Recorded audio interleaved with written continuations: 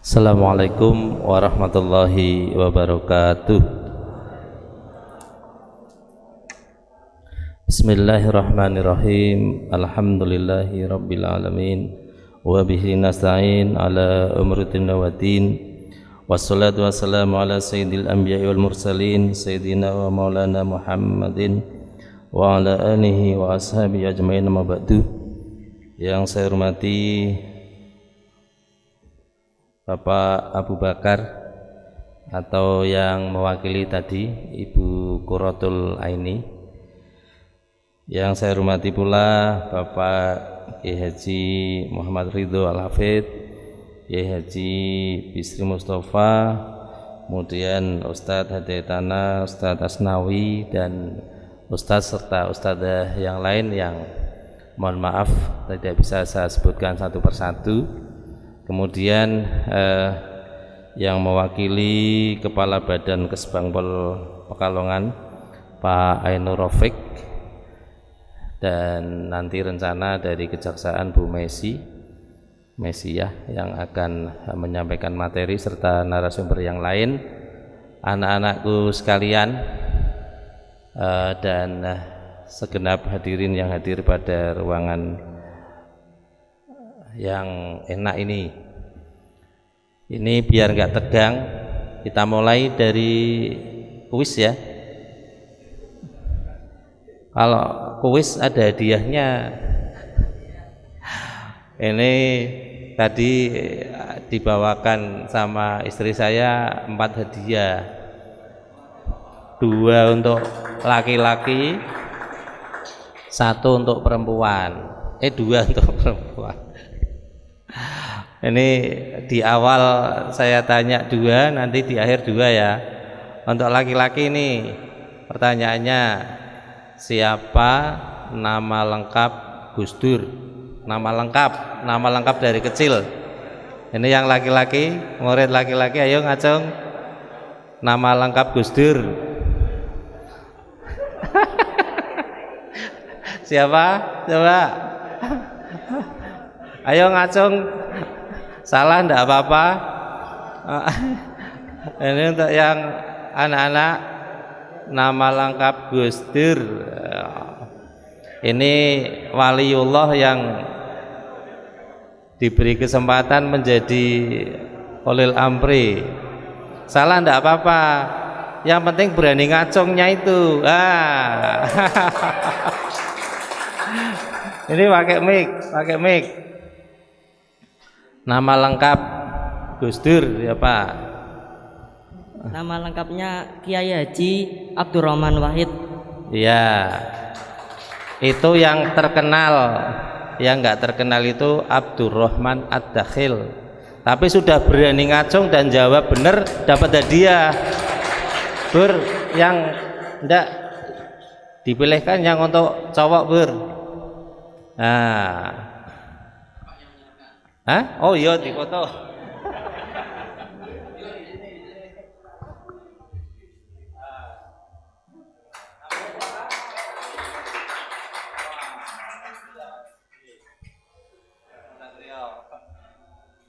Ini betul-betul seorang satria, ini namanya Satrio.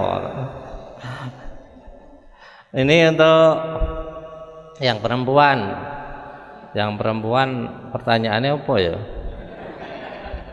Siapa kiai pengasuh Pondok Lirboyo yang dulu pernah menjadi komandan pasukan Gelatik Hizbullah? Itu ada batalion Gelatik, itu cikal bakal Kodam 5 Brawijaya. Nama depannya hurufnya siapa? Pak Ustadz Asnawi. Itu kiai terkenal, ada yang tahu enggak? Kalau enggak ada yang tahu, ganti pertanyaan wes. Yang gampang. Siapa nama istri saya? Siapa? Itu belakang. Ya. Nah, itu boleh itu. Boleh. Siapa? Itu yang berdiri itu Pak. Ya dua enggak apa-apa wes, dua enggak apa-apa.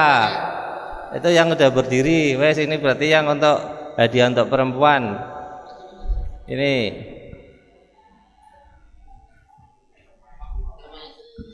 Bu Istiqomah. Siapa namanya? Bu Istiqomah.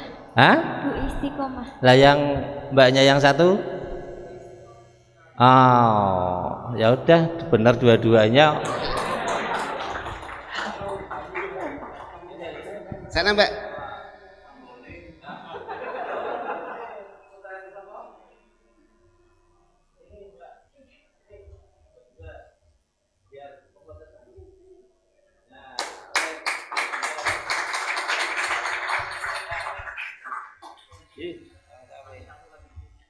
Satu lagi terakhir, nanti yang ketoke serius, terus ya nanti hadiahnya itu aja ya, hadiahnya itu ada tulisannya Ibnu untuk yang cowok itu ada tulisan Ibnu.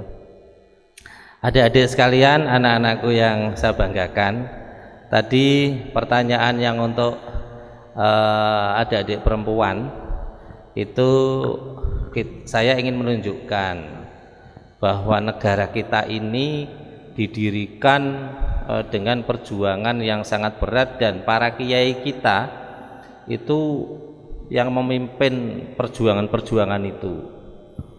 Dulu TNI belum ada, Polri belum ada. Kok masyarakat bisa kompak melawan penjajah itu kalau yang mimpin bukan kiai, bukan ulama? Tidak bisa. Sekarang sudah ada TNI, sudah ada Polri. Misalnya sekarang kan ada wali kota, Dandim, Kapolres. Itu kira-kira kalau mimpin perjuangan, kalau tidak dipimpin ulama, misalnya di Pekalongan Habib Lutfi, kemudian Bibagir, para kiai, itu kira-kira masyarakat yang ikut berapa?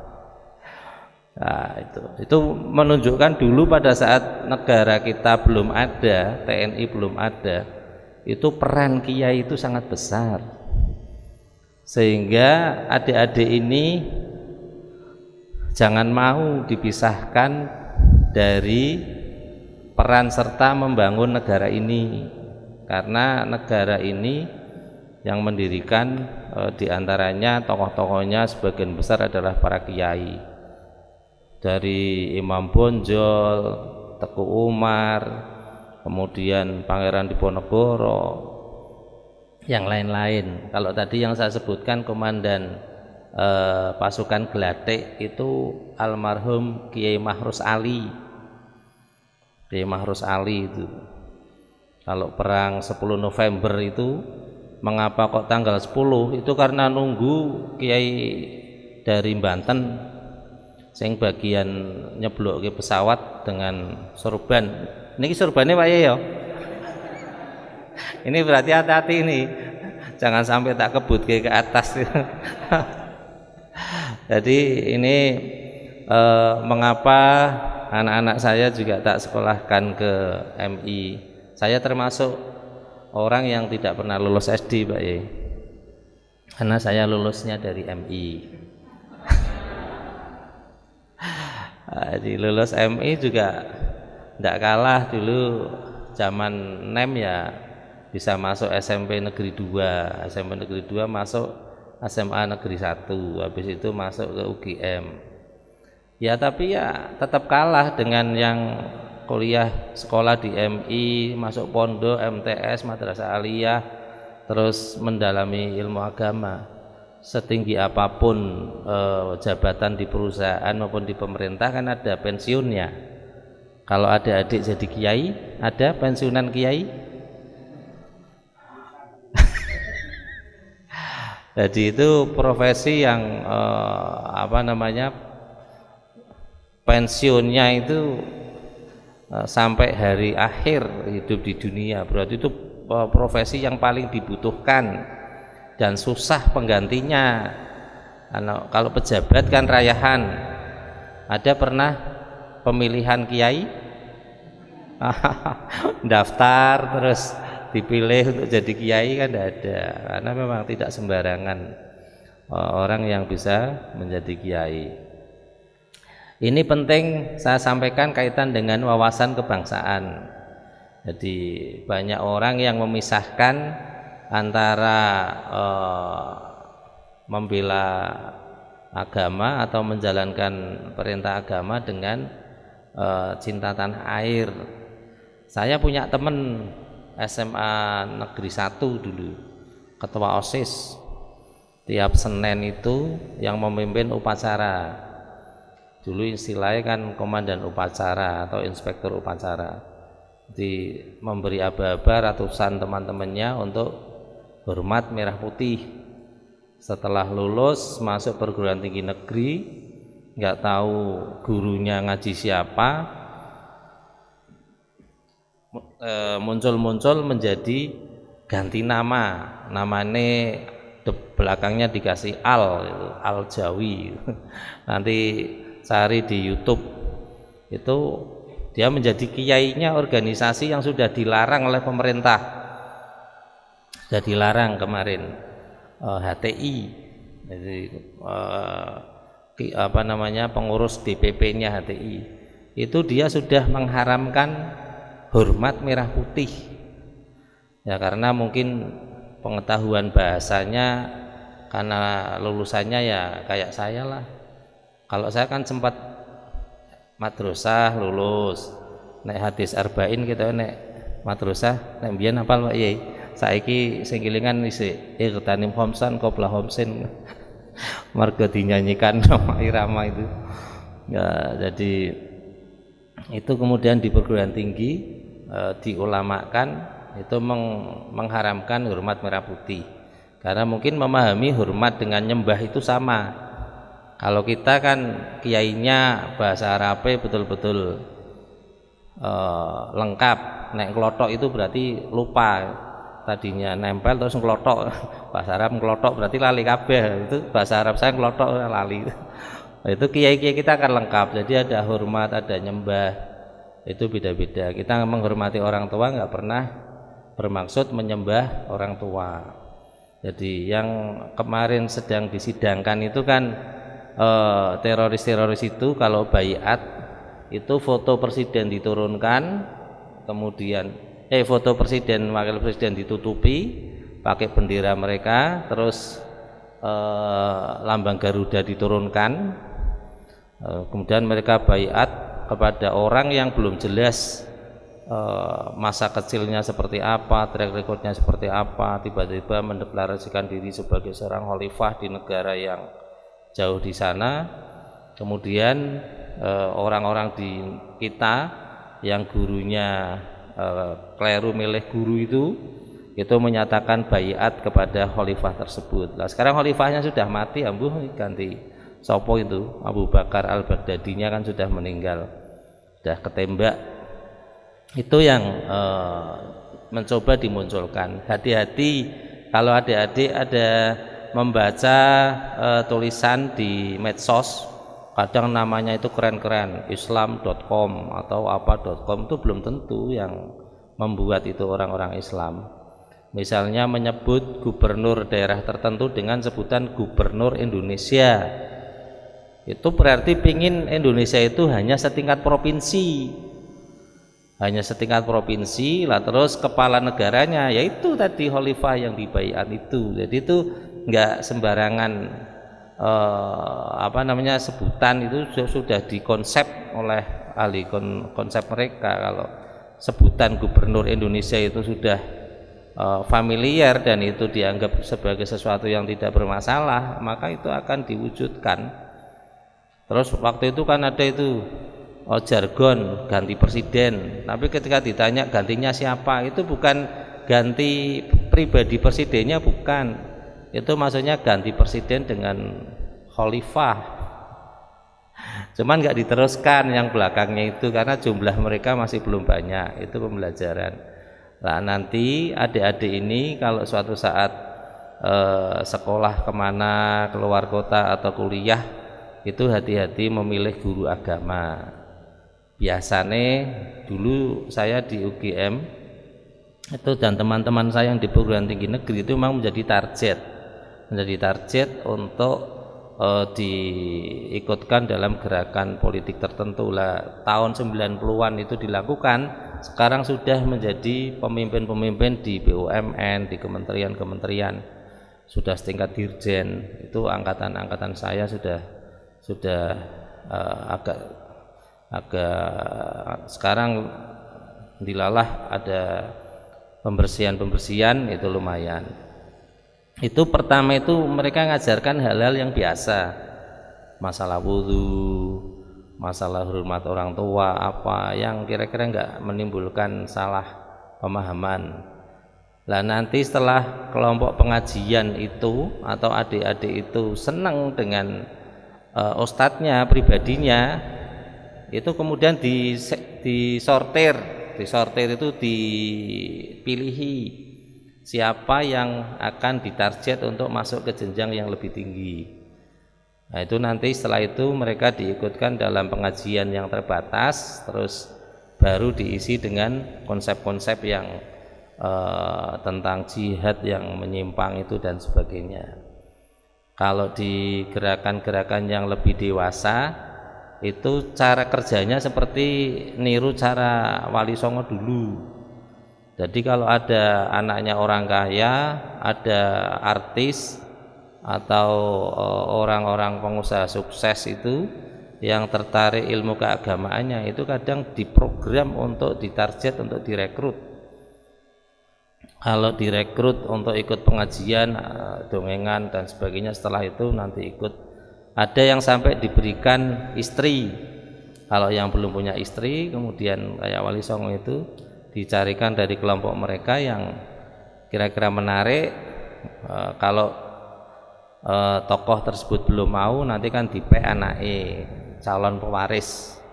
Artis juga begitu, ditarget kira-kira artis yang mulai seneng ngaji, ditarget itu untuk menjadi semacam etalase, semacam daya tarik, sehingga kalau kita lihat banyak artis-artis yang dengan bahasa hijrah itu kemudian pemahamannya berbeda, karena memang rapat-rapat yang dilakukan itu sudah rapat yang mentarget. Lah salah satu kelebihan gerakan mereka seperti itu rapat seperti itu. Sepengetahuan saya di BCN itu tidak pernah NU Muhammadiyah misalnya rapat si fulan kayak ditarik ben jadi NU misalnya.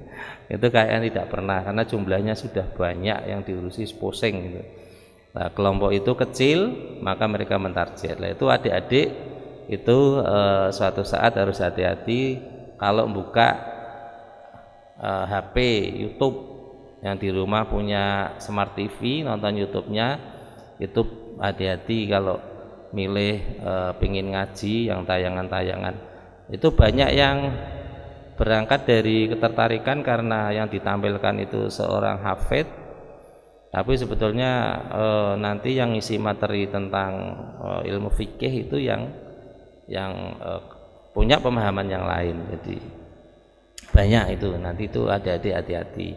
Lah kemudian yang penting lagi ini wawasan kebangsaan untuk adik-adik itu kan supaya negara kita itu kuat. Nah, supaya tadi jangan sampai generasi muda seperti adik-adik yang potensial ini diracuni dari paham-paham kebangsaan. Yang penting lagi adalah menjadikan diri adik-adik ini, anak-anak kita ini adalah pelajar-pelajar yang sukses. Kemarin saya di sekolah yang lain tak tanya, siapa yang hari ini sholat subuhnya berjamaah? Yang ngacung satu. Itu mestinya tak lanjutkan, siapa yang setelah sholat subuh masih tidur lagi? Yang pada senyum berarti kemungkinan tadi nggak sholat subuh jamaah dan habis sholat subuh tidur lagi. Padahal salah satu kunci kesuksesan adik-adik itu ya setelah sholat subuhnya jamaah itu ya tidak tidur setelah sholat subuh itu, karena pikiran masih fresh belajar. Nah, rata-rata yang bangunnya itu sekitar jam 6 ya biasanya ya bangunnya dulu. Zaman saya SMP kayaknya juga kalau nggak dibangunkan bapak juga kayaknya sering bablas jam 6. Itu rata-rata tidurnya di atas jam 10. Nah, caranya supaya bisa bangun pagi jam 4, tidurnya paling malam mestinya jam 9. Sudah capek kan dari sehari sekolah, mainan, jam 9 mestinya sudah tidur. Lah nanti bangun jam 4 itu sudah, walaupun kita tidak di pondok, kalau yang di pondok pesantren kan jam 4 sudah pada mandi, sholat tahajud. Ya ini kalau pengen lebih sukses ya dimulai dari sholat subuhnya jamaah tadi itu.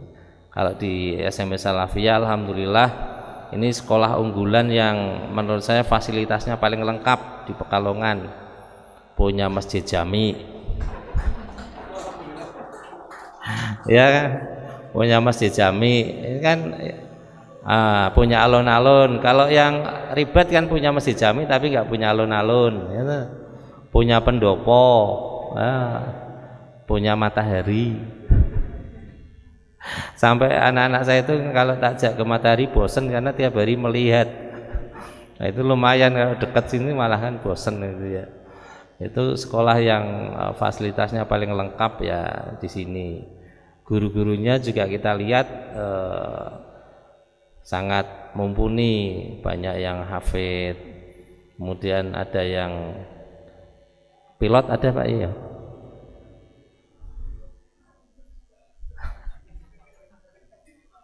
Kata Gus Dur itu angkatan udara itu NU itu mirip dengan angkatan udara, punya banyak penerbang tapi sama-sama nggak punya pesawat. Lah sekarang TNI AU pesawatnya banyak, ini NU sudah mulai beli 4 pesawat, 4 atau 5 itu. Satu pesawat 400 miliar, 400 miliar, 40 miliar itu 400. Jadi itu adik-adik harus bangga sekolah di sini, pelajaran agamanya lengkap. Dulu saya MI dilanjutkan ke SMP negeri, kalau pelajaran agama kan seminggu sekali, bosen. Di madrasah diajarkan arkanul iman, kan pakainya bahasa Arab, keren. Para anak SMP pelajarannya sama, rukun iman ada 6, pakai bahasa Indonesia. Nah, itu sampai SMA negeri itu pelajaran yang SMI itu belum sampai kelas 6 itu. Jadi pelajaran di SMP itu ngulang pelajaran madrasah yang kelas berapa itu. Nah, ini adik-adik kemudian mendapat pendidikan yang lengkap. Banyak orang salah memahami ilmu yang bermanfaat itu ilmu yang kemudian menghasilkan penemuan teknologi apa, itu kan manfaat dunia. Tapi sebenarnya kan ilmu yang bermanfaat kan yang bisa mengantarkan untuk tahu Tuhannya siapa dan besok bisa bertemu dengan Tuhan kita. Ada penemu mesin diesel namanya siapa? Kan itu dipakai seluruh dunia, bisa menghasilkan listrik dan sebagainya. Tapi itu penemunya bunuh diri. Nah, itu maksud ilmunya dimanfaatkan banyak orang tapi tidak bermanfaat untuk dirinya sendiri. Lah ini adik-adik, anak-anak sekalian, itu sebelum bermanfaat orang lain kan dididik supaya bermanfaat untuk diri sendiri. Baca Al-Qur'annya dibetulkan, minimal Fatihah kan itu. Jadi kalau di rumah adik-adik bisa ngimami ibunya yang misalnya nganu dan sebagainya. Yang cowok juga begitu, itu sudah misalnya bayar sekolah dihitung 3 tahun itu 10 juta misalnya, begitu lulus sudah bisa ngimami ibunya itu sudah lunas itu biayanya, bahkan mungkin sudah untung orang tuanya, anaknya sudah sekali ngimami aja udah. Jadi lah dengan adik-adik menjadi pelajar yang baik, pelajar yang menekuni ilmunya dengan serius, maka negara ini suatu saat akan semakin kuat, semakin kuat. Jadi kita harapkan dasar-dasar yang diberikan para ustadz-ustadzah ini membentuk karakter yang baik. Kalau kita ingin sukses di dunia dan akhirat, itu salah satunya kita itu mampu diberi cobaan di dunia. Kalau ingin punya jabatan atau ingin punya harta banyak, kan boleh cita-cita ingin jadi presiden, boleh, asal nanti supaya bisa bermanfaat bagi orang. Pengen kaya boleh, asal niatnya nanti juga nek sugih iso nggawe sekolahan gitu Pak yo, iso nggawe pondok, iso nggawe masjid, iso ngumroh ke wong sekampung, kan begitulah. Harta itu kan ujian juga, cobaan. Nah sing biasa do yasinan kan apa sing diwaca biasane le salah satu nih la yukallifullahu nafsan illa wus'aha. Orang ngei cobaan Gusti Allah marang saben-saben wong kecuali sebatas kemampuan. Kemampuan mengelola. Lah harta dan cobaan kan harta itu kan juga cobaan. Jadi ya Gusti Allah orang ngei harta kecuali sebatas kemampuan, itu untuk orang Islam. Nah untuk bukan ya asal orangnya baik karena harus dibayar tuntas di sini, ya bisa saja lebih kaya dari kita. Tapi setelah mati kan selesai. Kira-kira hidupnya berapa tahun adik-adik? 100 tahun ya. 100 tahun biasa tidurnya berapa jam? 8 jam, sepertiga, 60 tahun. Nah, sehingga kalau Allah sayang ke kita, itu kita diberi di dunia itu dengan catatan apapun yang diberikan di dunia itu menjadikan akhirat kita lebih baik, yaitu pasti akan ditambah. Itu kuncinya. Lah adik-adik itu sekarang oleh para ustadz-ustadzah sedang dididik menjadi karakter yang baik. Kalau jadi pejabat ya bisa amanah, bisa jujur, bisa adil. Karena nek pejabat itu adil, ibadahnya berapa puluh ribu kali Pak Yai nilainya dibandingkan orang awam. Kalau jadi pedagang yang jujur juga besok kalau di akhirat dikumpulkan dengan para syuhada. Jadi karakter. Nek masalah matematika, kimia, fisika no ya sambil diajari sambil melaku. Yang paling penting di sekolah itu adik-adik adalah belajar bagaimana menjadi karakter yang anak-anak nanti setelah remaja pemuda mempunyai karakter yang baik. Salah satunya karakter yang baik ya tahu berterima kasih. Tahu berterima kasih yang pertama yo nek sing katok kepada orang tua kan. Setelah itu nimbal kepada ustadz, kepada Rasulullah yang menjadi jalan kita menjadi orang Islam. Kemudian akhirnya bisa berterima kasih kepada Allah, kemudian kita sholat dan sebagainya. Itu sangat penting sekali. Lah anak-anak muda yang soleh-solehah itu akan memperkuat negara ini. Tidak mudah kemudian dirusak dengan berbagai macam tayangan-tayangan yang tidak menyehatkan. Ini adik-adik banyak yang belum balik. Kalau yang mbak-mbak kayaknya sudah. Itu nanti hati-hati kalau sudah mulai balik. Otak kita itu kan kayak file HP, file komputer. Downloadnya itu harus yang baik-baik. Jadi kalau otak kita diisi dengan file yang jelek-jelek, bahkan yang mengandung virus, itu bisa ngerusak file yang baik-baik. Kayaknya Pak Kiai Muhammad Ridho tahu betul loh Pak, ngapal ke Quran nak 30 juz itu nek ndelok apa sithik sono jadi agak filenya itu adik-adik hati-hati, itu memasukkan file ke dalam otak itu harus pilih-pilih yang baik. Karena sekarang HP kan, dulu zaman saya lebih enteng karena TV sak kampung paling ada 2, ngon Pak Lurah sama siapa, itu aja dulu nggak ada iklannya, tayangannya bagus-bagus. Nah, sekarang adik-adik lebih berat memilihnya, itu lebih susah karena punya TV yang bisa dibawa kemana-mana, TV-nya banyak dan bisa bikin TV sendiri lagi. Banyak yang punya akun channel YouTube kan, banyak kan. Nah, itu dimanfaatkan yang baik, yang suaranya bagus, rekam mengaji surat apa, diupload. Para penerbangnya juga itu, nah, adik-adik yang nggak bisa itu nonton punya yang lain, yang isinya yang baik-baik.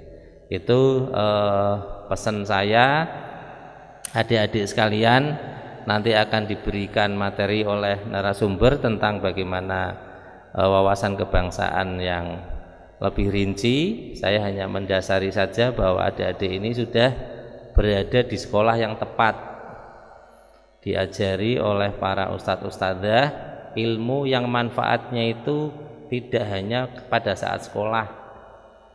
Kalau ilmu yang lain itu hanya tambahan. Contoh saya kuliahnya itu jurusannya teknik pertanian, jadi ilmu-ilmu teknik untuk pertanian, teknik sipil, teknik mesin, teknik elektro. Tapi kerjaan saya kayaknya nggak ada yang terkait itu. Kan gelar saya STP. Dulu pernah tes sekali, diterima di perkebunan kelapa sawit di PT Sungai Rangit namanya, di daerah penempatannya di daerah Sukamara, perbatasan Kalbar Kalteng. Tapi karena ibu tidak terlalu ridho untuk saya ke sana, tak tinggal itu. Wah, eman-eman itu teman-teman aja yang daftar nggak pada diterima. Kuliah 7 tahun kurang sedikit, lulus tes kerja, bayarannya bagus, dapat perumahan, fasilitasnya macam-macam, ditinggal. Habis itu apa kerjanya? STP, jadinya sarjana teknik pertambahan, ngurusi tambak. Habis tambak ternyata oleh Allah itu tempat penggodokan kayak canda di muka. Jadi yang lain itu santai-santai, saya ditambak. Nilalah waktu itu sih sergebiritan Pak Yedi nek ngubengi tambak karo wiritan. Hanya berapa tahun oleh Allah STP-nya dirubah jadi sarjana teknik perpolitikan, jadi ketua DPRD. 30-an tahun waktu itu umurnya. 5 tahun suruh nyalon lagi, nggak mau, akhirnya ambil MBA. Ada yang tahu singkatannya MBA? Ini terakhir hadiahnya untuk ini. Apa singkatan MBA? Ada yang tahu enggak? Ngacung. Kan kalau yang serius kan Master Business of Art atau apa itu. Kalau MBA saya itu menjual barang apa saja. Itu pengalaman, itu hidup itu harus jual apa, yang jual degan pernah, jual rambutan pernah, durian pernah, lempeng pernah, besi pernah, batik pernah, apalagi MBA itu betul-betul MBA ya. Dan MBA-nya nggak sembarangan itu. Jadi sebelah saya ini adik-adik ya, biar nanti kalau suatu saat kalau sudah lulus terus menemui dunia kerja, ini untuk pengalaman. Sebelah saya itu lulus MI atau SD aja ndak. Salate ketoke ya ora pati genep. Ganjil ya ora, genep ya ora, kadang ra salat. Masa mudanya saya tahu dia dulu agak profesional lah kalau nyuri itu. Jadi kalau ada traktor males tertinggal di rumah, males dibawa pulang, pagi-pagi mesinnya sudah hilang, tinggal rangkanya. Itu teman saya. Itu dagangannya itu laris sekali. Jadi jualannya besi bekas itu. Jadi sehari itu mungkin omsetnya bisa 10 juta lebih. Sementara saya mantan ketua DPRD, sarjana lulusan UGM, pengurus cabang NU, ya. Sholatnya kita ayo ganjil 5 waktu. Terus ya cok ngaji cok apa. Itu kadang sehari itu dibuka nggak laku. Wah, ternyata itu lagi-lagi candra di muka, penggodokan itu. Dilatih bagaimana kondisinya ya, sekeluarga itu. Bahkan terakhir apa di Alvin jualan wingko ya. Wah, itu keren dia pernah. Itu bikin wingko dari mulai bikin sampai ngemas sampai jual pernah itu. Adik-adik udah pernah? Belum ya? Itu pengalamannya keren dia. Jualan online masih madrasah juga kita latih jualan online. Ternyata 10 tahun jadi MBA oleh Allah, ternyata diberikan kesempatan pindah ke sana. Kayaknya saya hanya nebeng istri dan anak-anak saya yang sergap. Nah, ini ada kisah untuk adik-adik. Ini saya kok anak saya di sini, saya ceritanya agak gak enak, tapi tidak apa-apa tak ceritakan untuk contoh. Anak saya yang ini itu kan keluar dari rumah dinas DPRD masih bayi, jadi sudah agak lupa-lupa inget lah kondisi rumah dinas itu. Nah, ternyata kalau saya pura-pura capek habis maghrib itu, terus anak saya berdua tak suruh naruh wingko babat ke kios-kios yang jadi lengganan itu, titip ke di Alvin ini. Mas Alvin ini suka sama kakaknya, bilang, "Kak, kita lewat rumah dinas." "Ngapain Dek?" "Udah lewat aja sana." Itu cerita itu setelah jadi, karena rumah dinas DPRD kan depannya jalan ya, depannya jalan, itu berhentinya kan agak ke utara. "Kak, kita sholawatin rumah dinas biar kita tidur di sana lagi." Lah kan rumah dinas yang paling bagus yang saya tempati sekarang. Kayaknya diselawati ya itu. Ya, pesan yang ingin saya sampaikan, adik-adik kan kalau Yasin tahlil mau coba lillahi ma fis samawati wa ma fil ard. Kepunyaan Allah lah semua apa yang ada di langit dan di bumi. Itu sebetulnya sesuatu yang sangat istimewa. Kalau kita percaya semua yang di bumi itu milik manusia, atau mobil itu milik si A, rumah itu milik si B, maka kalau kita ingin punya, kita terikat dengan hukum-hukum manusia. Harus beli, harus nyewa, harus minjem, harus apa. Tapi kalau kita yakin semua yang ada di muka bumi adalah milik Allah, kira-kira surga dengan isi dunia itu lebih istimewa mana? Surga, kata Pak Kiai, besok surganya orang yang paling awam saja. Surga kayak saya misalnya, moga-moga besok masuk surga yang paling awam kan wis ende-endean Pak ora lah, pokoknya yang penting mlebu swarga. Itu diberi wilayah kan 3 kali luasan bumi. Nah, berarti kalau urusan dunia kan kecil. Nah, kalau kita percaya itu milik Allah, nah Allah itu kan transaksinya sembarang bisa, dengan segala macam kebaikan.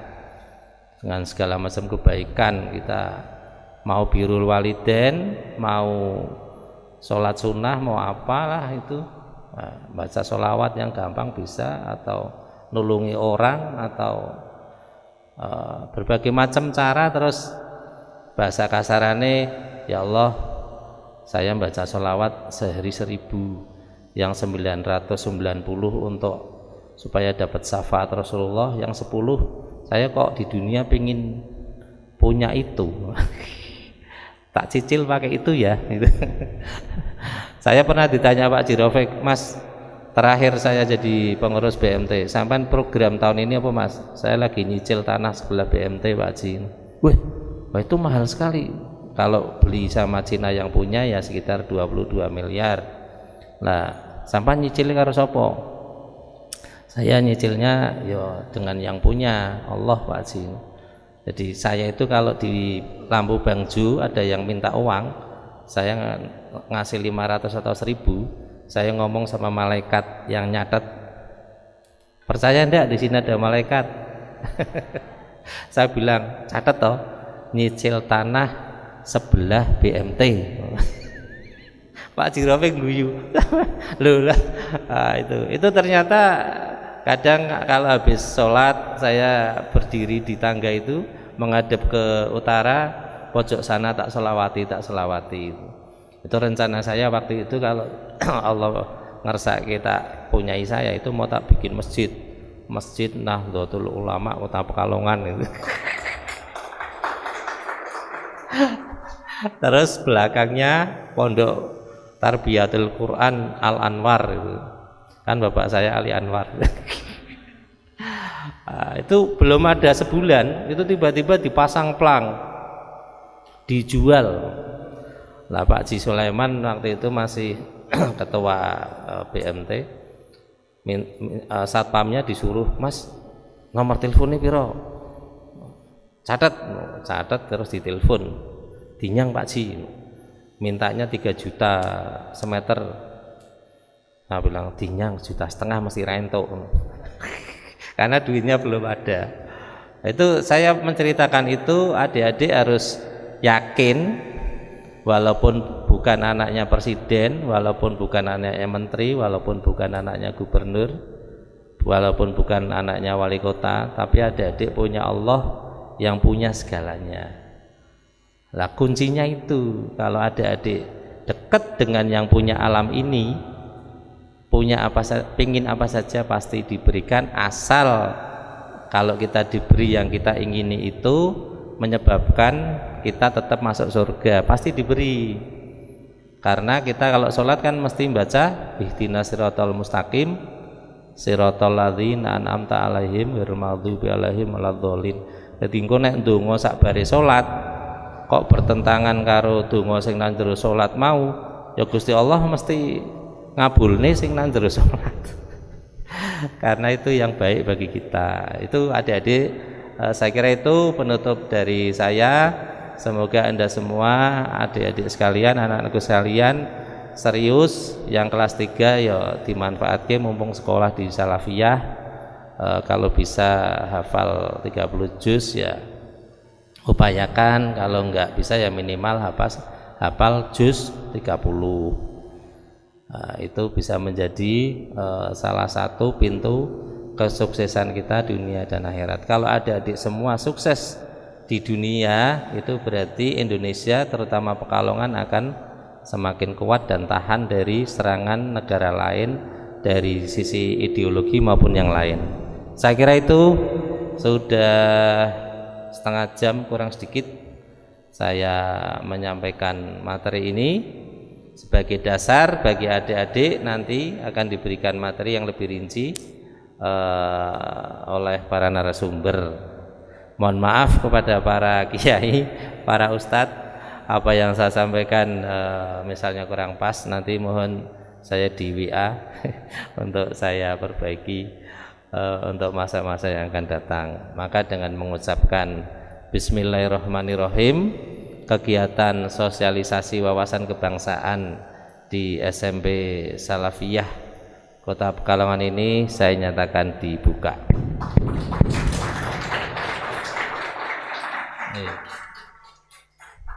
Hadiahnya yang satu untuk kameramen kok, karena yang lain duduk ini berdiri sendiri ya.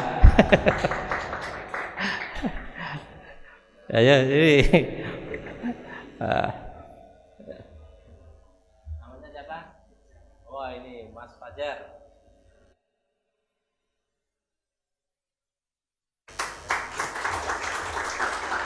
Demikian, wallahu minkum wallahul muwafiq ila aqwamit thoriq. Wassalamualaikum warahmatullahi wabarakatuh.